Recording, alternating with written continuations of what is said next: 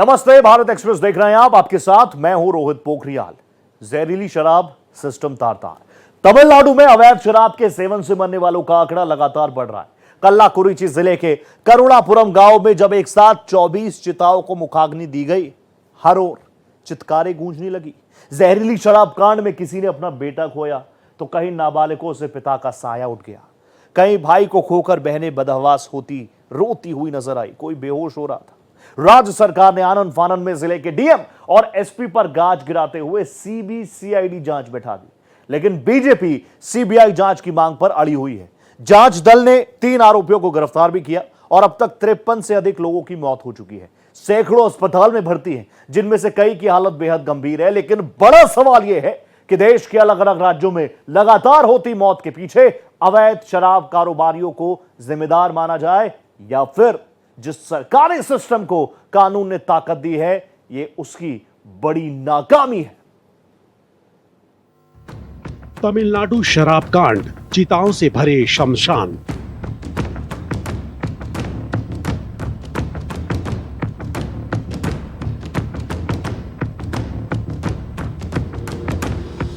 कल्लाकुरुची में हाहाकार, उजड़ गए कई परिवार।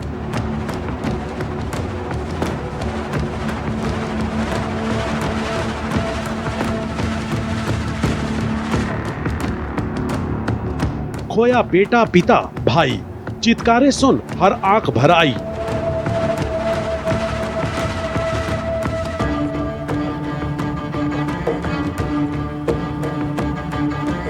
जहरीली शराब, खौफनाक अंजाम, कौन जिम्मेदार?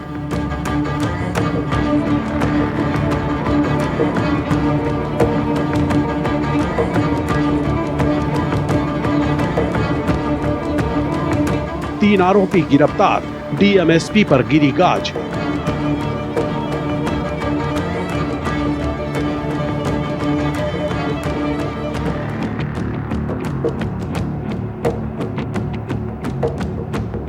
सीबीसीआईडी को जांच, बीजेपी की सीबीआई मांग।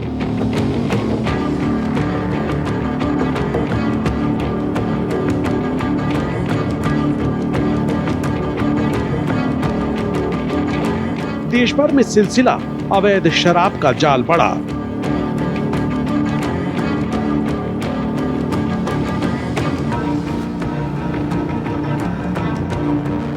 गुजरात, बिहार, हरियाणा हजारों बने निवाला।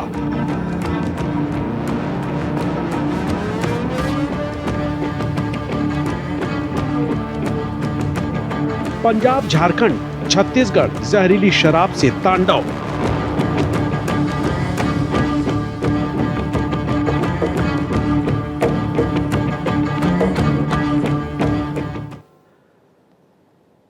तमिलनाडु में जहरीली शराब कांड की जांच के दौरान पता चला कि लोगों ने नशा करने के लिए जिस चीज को पिया उसमें घातक मेथनॉल मौजूद था। हादसे में हुई मौतों पर राज्य के मुख्यमंत्री एमके स्टालिन ने संवेदना व्यक्त की है। पुलिस कप्तान को सस्पेंड कर दिया है तो डीएम का भी ट्रांसफर कर दिया है। करीब 1 दर्जन पुलिसकर्मियों को इस मामले में सस्पेंड किया गया। मिलावटी अवैध शराब कांड पर विपक्ष सीबीआई जांच की मांग कर रहा है और बड़ा सवाल यह है कि ऐसी कार्रवाइयां हर अपराध के बाद की जाती है। बावजूद इसके जहरीली शराब पीने से देश के अलग अलग राज्यों में बड़े पैमाने पर मौत होने का सिलसिला थमता नहीं है। तमिलनाडु के कल्लाकुरुची जिले में जहरीली शराब पीने से मरने वालों का आंकड़ा बढ़कर 53 हो गया है। इनमें से 24 तो एक ही गांव करुणापुरम के थे। 20 जून को सभी मृतकों का एक साथ अंतिम संस्कार किया गया। चिकित्सा शिक्षा निदेशक जे संगुमनी के मुताबिक अभी भी कई मरीजों की हालत गंभीर है।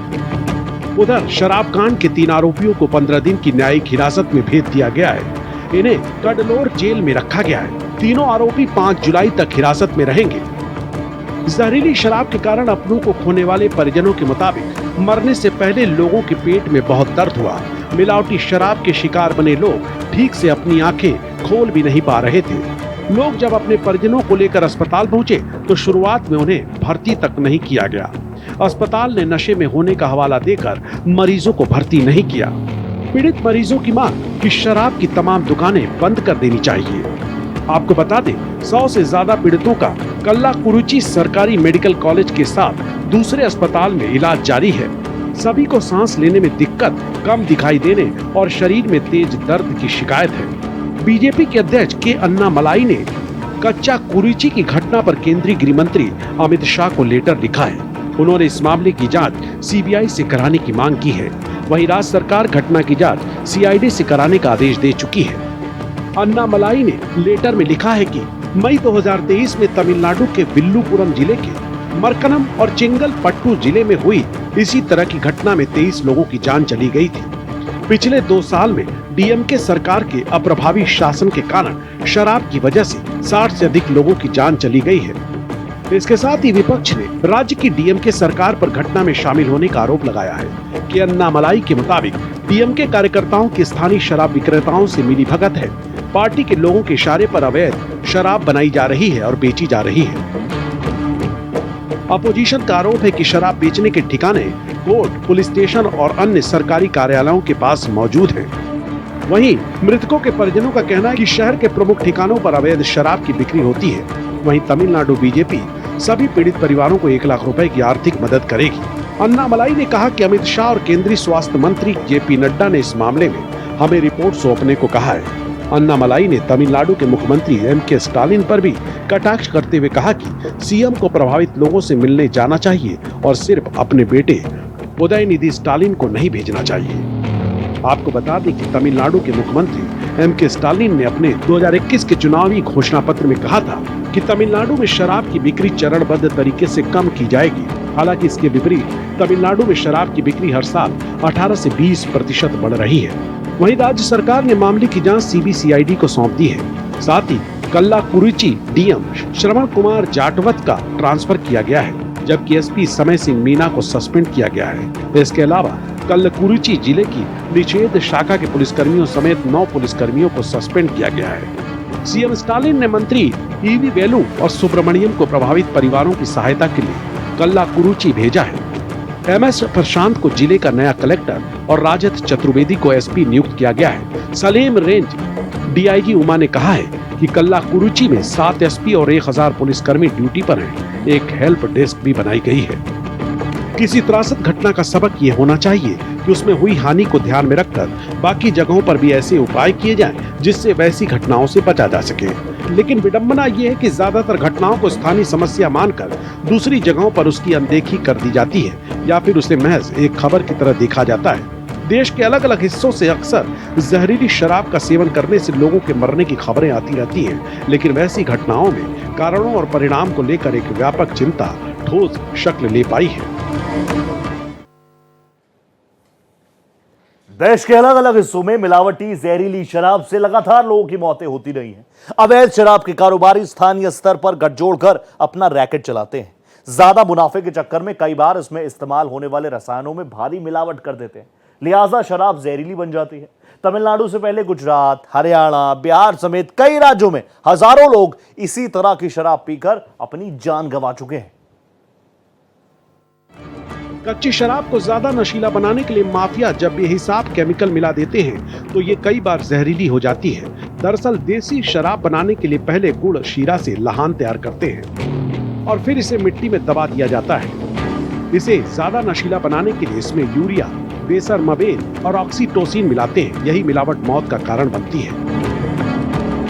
देसी शराब में अमोनियम नाइट्रेट और ऑक्सीटोसिन मिलाने से मेथनॉल बन जाता है। यही बाद में मौत का कारण बनता है। मेथनॉल की अधिकता से शराब टॉक्सिस बन जाती है। इसके बाद मेथनॉल जब शरीर में मेटाबोलाइज होता है तो वो फॉर्मेल्डिहाइड बनाता है और बाद में फार्मिक एसिड बन जाता है जो कि जहर है। इसके शरीर में जाते ही ब्रेन और आंख सबसे पहले प्रभावित होती है। इसके बाद बॉडी के दूसरे ऑर्गन काम करना बंद कर देते हैं और व्यक्ति की मौत हो जाती है। आपको बता दें, मेथनॉल की 15 से 500 ml तक की मात्रा लेने पर व्यक्ति की मौत हो जाती है।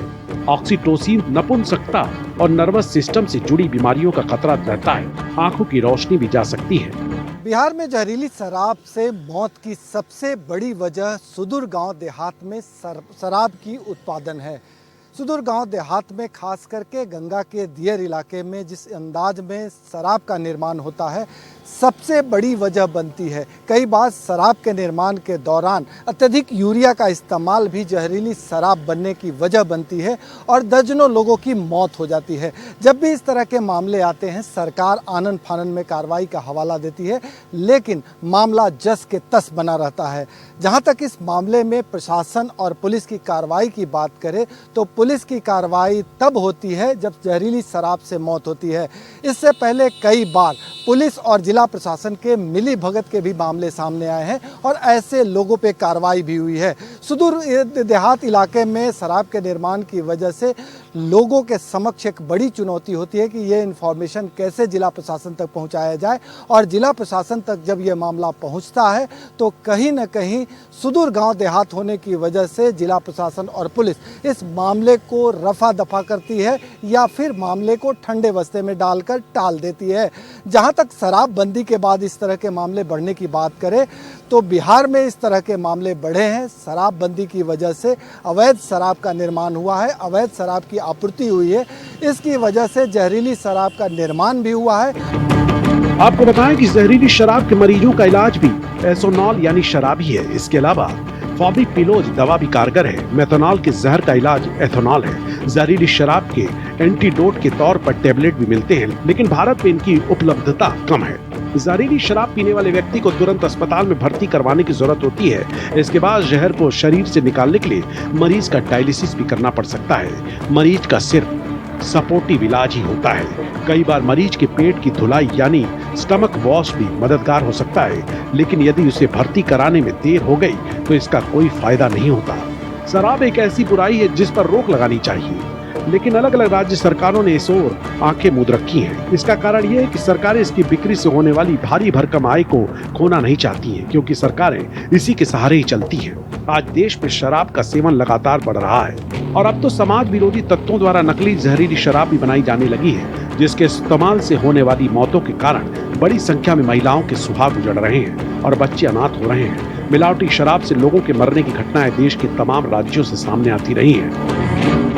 यूपी भी नकली शराब के धंधेबाजों के गिरफ्त में रही है। चाहे हम अलीगढ़ की बात करें, मेरठ की बात करें, मथुरा की बात करें या गंगा किनारे बसे उन जनपदों की बात करें, यहाँ तक कि हम लास्ट छोर पे बसा बलिया की बात करें, गंगा किनारे नकली शराब की जो देसी भटिया होती है वो सैकड़ों की तादाद में धधकती मिल जाएंगे। अगर स्प्रिट की बात करें, स्प्रिट से जो लोग शराब बनाते हैं, मेरठ का मवाना इलाका खास से बदनाम है। जो केमिकल यूज किया जाता है एथिल एल्कोहल का, उसमें मानक के अनुरूप नहीं बनता है, इसलिए वो जाके जहरीली शराब बन जाती है, जिसके पीने के बाद लोगों की मौत हो जाती है। ऐसा नहीं है कि सरकार ने कदम नहीं उठाया, सरकार ने तमाम तरीके के जतन किए, उपाय किए, लेकिन नकली धंधेबाजों ने सरकार का नकल किया। यहाँ तक कि जब उत्तर प्रदेश सरकार ने हॉलमार्क बनाया तो नकली धंधेबाजों ने हॉलमार्क भी बना दिया। हालांकि सरकार ने आबकारी अधिनियम में संशोधन किया और इस अधिनियम में इस बात का मेंशन किया गया कि अगर नकली शराब बनाते हुए लोगों की गिरफ्तारी होगी तो इसमें कड़े सजा का प्रावधान है।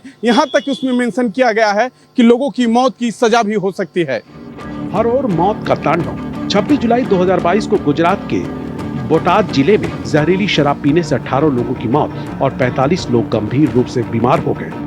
24 सितंबर 2023 को बिहार के मुजफ्फरपुर में जहरीली शराब पीने से 2 लोगों की मौत और 3 लोगों की आंखों की रोशनी चली गई। 11 नवंबर 2023 को हरियाणा के यमुनानगर और अंबाला में जहरीली शराब पीकर मरने वालों की संख्या 20 तक पहुंच गई।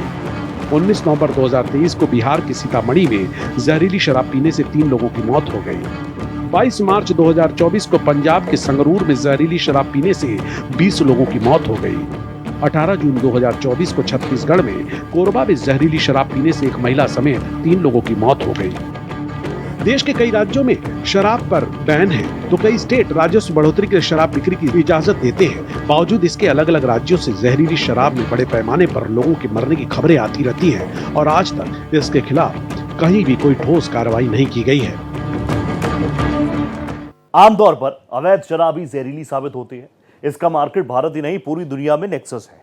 यूएन ट्रेड एंड डेवलपमेंट के मुताबिक दुनिया भर में बन रहे अल्कोहल का 25% अवैध रूप से तैयार होता है, जिसका सेवन कर लाखों लोग या तो मौत के मुंह में समा जाते हैं या फिर अंधेपन या गुर्दे की गंभीर बीमारियों के शिकार हो जाते हैं और इससे कहीं ना कहीं बचने की बहुत जरूरत है। अवैध अल्कोहल में मौत के मामले देश के कई राज्यों में तो अक्सर सामने आते हैं, लेकिन यहीं तक सीमित नहीं है। यूरोप से लेकर अफ्रीका तक अवैध और मिलावटी शराब का बड़ा बाजार फैला हुआ है। यूएन की शाखा संयुक्त राष्ट्र व्यापार और विकास सम्मेलन ने साल 2022 में एक रिपोर्ट जारी की जो दावा करती है कि दुनिया में शराब उत्पादन का 1/4 अवैध तौर पर ही होता है, यानी हर 4 बोतल में 1 बोतल अल्कोहल अवैध है। ये कानूनी नियमों और लाइसेंसिंग को नजरअंदाज करते हुए बनाई जाती है ताकि शराब बनाने वालों और बेचने वालों को टैक्स न देना पड़े और ज्यादा से ज्यादा फायदा हो सके। कई बार लोगों को ये भ्रम रहता है कि अवैध शराब का मतलब है देसी शराब, लेकिन ऐसा है नहीं। देसी शराब के उत्पादन के लिए भी सरकार बाकायदा लाइसेंस देती है। इसे पूरी प्रोसेस के साथ बनाया जाता है ताकि पीने पर सेहत को सीधा खतरा ना हो। दूसरी तरफ अवैध शराब देसी या इंग्लिश दोनों ही हो सकती है, लेकिन ये होगी बगैर लाइसेंस की। चूंकि अवैध होने की वजह से इसकी लागत कम रहती है, इसलिए सस्ती भी पड़ती है। यही वजह है कि अक्सर कम आय वर्ग के लोग इसके फेर में पड़कर जान गंवा देते हैं। हर देश में अवैध शराब बनाने की अलग प्रक्रिया है जो वहाँ के लोगों के स्वाद पर निर्भर करती है, लेकिन कुछ चीजें इसमें एक सी है। हमारे यहाँ कच्ची शराब के लिए गुड़ के एक बायो प्रोडक्ट पानी और यूरिया का उपयोग होता है। गुड़ फर्मेंट हो सके इसके लिए खतरनाक केमिकल भी डाले जाते हैं। कई बार इसमें यूरिया भी मिलता है ताकि नशा गहरा हो। इन सब को मिलाकर शराब बनाने के दौरान तापमान का खास महत्व है। जरा सी गड़बड़ हुई कि केमिकल्स शराब को जहरीला बना देते हैं। भारत में छोटे कस्बों या गांवों में अवैध शराब बनती है। प्रशासन की नजरों से बचने और लागत कम से कम रखने के लिए शराब में सस्ती क्वालिटी वाले उत्पाद मिला दिए जाते हैं, जिससे खतरा और बढ़ जाता है। इसके बाद पैकेजिंग में भी गड़बड़ी होती है। अवैध शराब को आमतौर पर पॉलिथीन पैकेट में बेचा जाता है ताकि पैसे बचे। दुनिया की बात करें तो अवैध शराब के लिए तस्करी भी जमकर हो रही है। इसमें सीधे बने हुए अल्कोहल के अलावा कच्चे माल जैसे इथेनॉल की भी स्मगलिंग होती है। मार्केट रिसर्च पर काम करने वाली इंटरनेशनल संस्था यूरो मॉनिटर के अनुसार अवैध शराब की तस्करी और भी कई तरीकों से होती रही है, जैसे ब्रांडेड अल्कोहल की खाली बोतलों में इन्हें भर दिया जाना।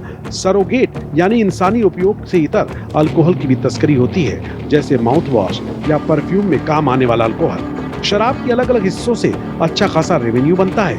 यूएन की रिपोर्ट में ऑक्सफोर्ड इकोनॉमिक्स के हवाले से कहा गया है कि साल 2019 में शराब इंडस्ट्री से 70 देशों को $262 बिलियन का मुनाफा हुआ था। साथ ही 23 मिलियन से ज्यादा लोगों को नौकरियां मिली। ये डेटा बड़े देशों का है। विकासशील देशों को शराब से और भी ज्यादा फायदा हुआ। भारत में अल्कोहल पर भारी टैक्स लगता है। अक्सर ये कर खरीद मूल्य का 50% होता है। इसके पीछे ये तर्क है, जैसे स्मोकिंग के शौकीन चाहे जितनी महंगी हो सिगरेट खरीदेंगे, वैसे ही पीने का शौकीन शराब खरीदेगा।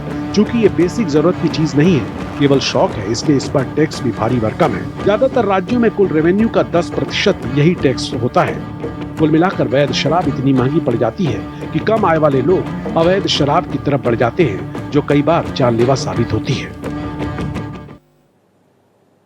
भारत उन देशों में है जिनके संविधान में भी मादक और नशीले पेय पदार्थों पर प्रतिबंध का जिक्र है। हालांकि यह स्टेट पॉलिसी के तहत आता है। इसका आर्टिकल 47 राज्यों से कहता है कि हेल्थ के लिए खतरनाक नशीली चीजें जो दवाओं में काम आ सके उन्हें छोड़कर बाकी सब पर रोक लगाई जा सकती है। लेकिन यह केवल निर्देश है, कानून नहीं। राज्य अपनी मर्जी से तय कर सकते हैं कि उन्हें शराबबंदी करनी है या नहीं। पिछले कुछ सालों में तमिलनाडु समेत कई राज्यों ने शराबबंदी की कोशिश की है, लेकिन गुजरात के अलावा सब ने इस फैसले को वापस ले लिया, और जिसका नतीजा यह है कि अवैध शराब बन रही है, लोगों की जान जा रही है। इसी के साथ हमारी इस खास पेशकश में फिलहाल इतना ही। दीजिए इजाजत, नमस्कार।